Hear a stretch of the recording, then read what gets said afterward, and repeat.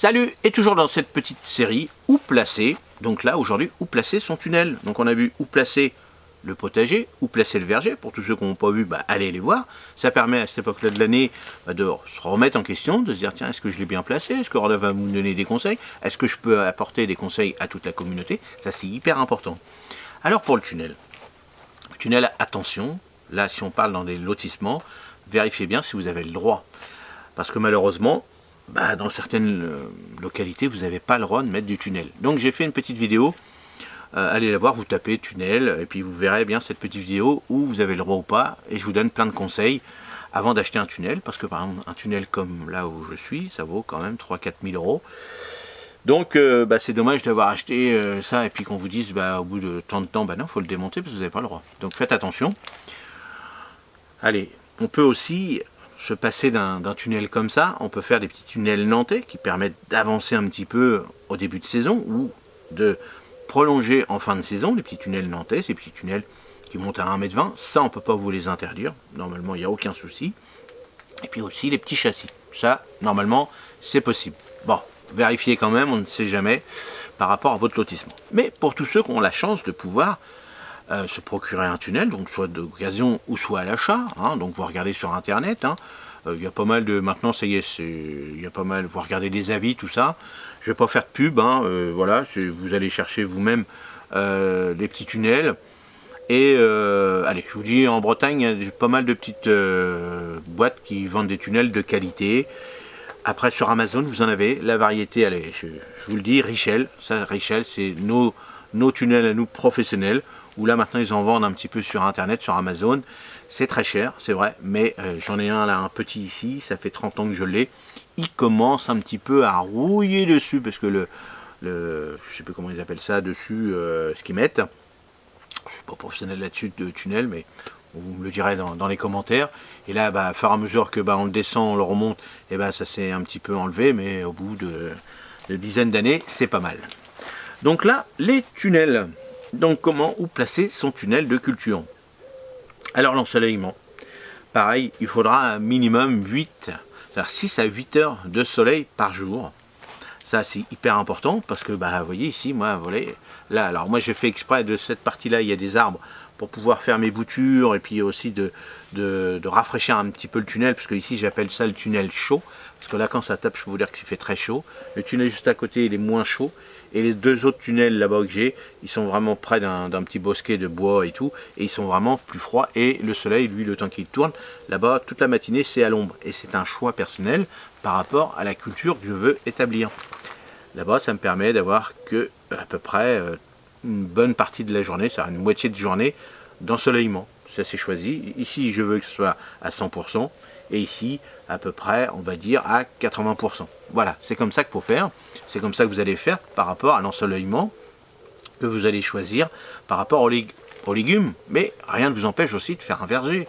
Si vous voulez faire des choses que vous ne réussissez pas, comme moi dans le Nord, sous un tunnel comme ça, on peut faire des variétés de raisins, des figues, des pêches, des abricots, des choses comme ça qui seront protégées du vent froid à l'hiver. Hop, ça permet de tac. Et puis après, au moment où l'été est là, ou le printemps c'est les semaines figues, vous ouvrez tout, mais ça vous permet de protéger et surtout de garder le soleil, et puis de jouer comme moi je fais, j'ouvre, je ferme, j'ouvre, je ferme. Alors, le sol, donc ça dépend comment vous allez faire. Alors moi par exemple dans ce tunnel là, ici j'ai ma partie potager où je mets mes tomates, donc là j'alimente à fur et à mesure. Ici le sol était vraiment ingrat, il était vraiment tassé et il n'était pas beau du tout.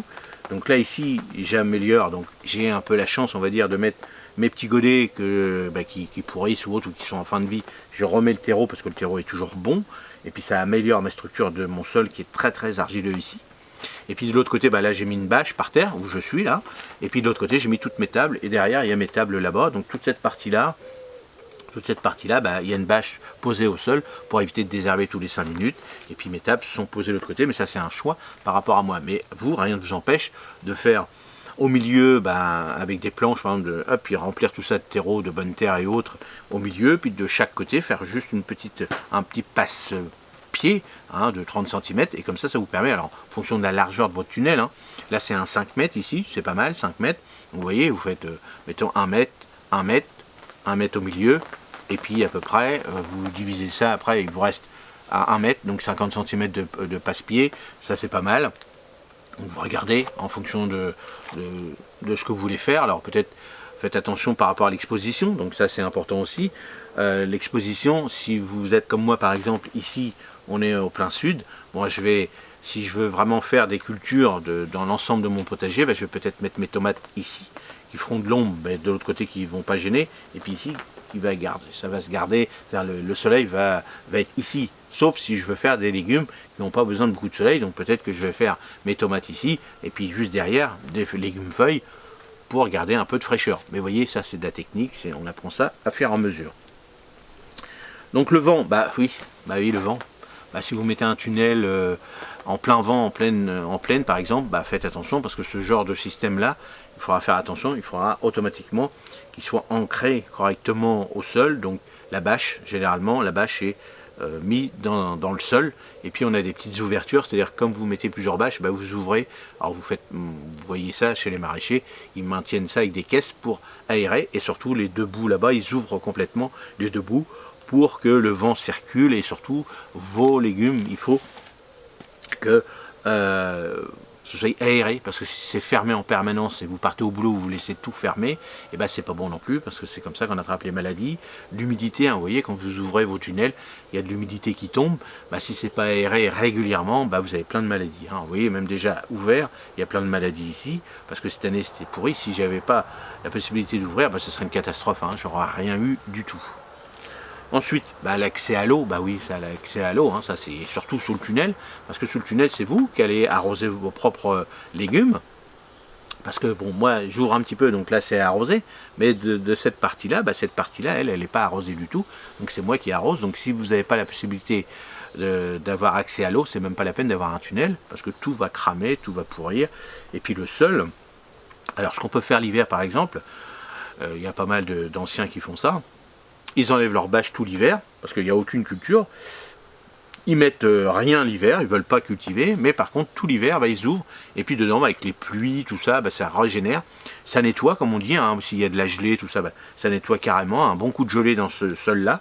Puis au printemps, alors on va dire en mois de février, début février, ils remettent leur bâche, et puis c'est vrai qu'au début février, il y a toujours des petits rayons de soleil, le sol est bien gorgé d'eau, tout ce qu'il faut, et puis à faire à mesure, bah, là on reprend les cultures, donc on va choisir un petit peu ce qu'on va faire, en fonction des régions bien sûr, et puis là ça permet pendant tout le mois de février de réchauffer le sol, puis à partir de début mars, bah là on peut commencer les futures cultures.